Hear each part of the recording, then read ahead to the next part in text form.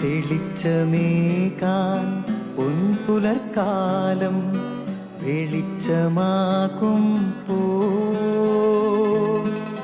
നുറുങ്ങുവെട്ടം പക്ഷിപരാഗം തെളിച്ചു കാട്ടും പോ വരുന്നു ദൈവം മനസ്സിനുള്ളിൽ തിളക്കമേകിടാൻ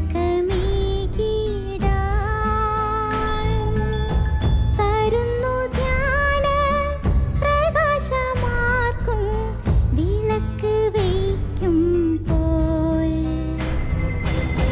നുറുങ്ങുവെട്ടം ഇറങ്ങിടട്ടെ ഹൃദന്തമെല്ലാം യുഗപ്രകാശത്താൽ മറഞ്ഞിടട്ടെ മാനാന്ധകാരം യുഗപ്രസാദത്താൽ നുറുങ്ങുവെട്ടം.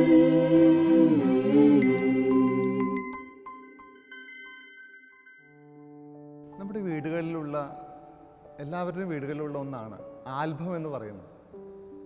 നമ്മളിങ്ങനെ ഫോട്ടോസൊക്കെ ഇങ്ങനെ സൂക്ഷിച്ചു വെക്കുന്ന സ്ഥാനം, ഛായാചിത്രങ്ങൾ സൂക്ഷിച്ചു വെക്കുന്ന പുസ്തകമെന്നാണ് നിഘണ്ടു ആൽബത്തിന് നൽകുന്ന അർത്ഥം.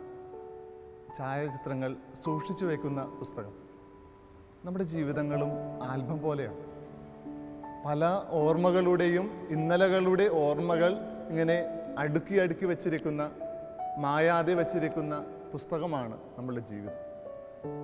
ഇടയ്ക്കൊക്കെ ഈ ആൽബം ഒന്ന് മറച്ചു നോക്കുന്നത് നല്ലതാണ്.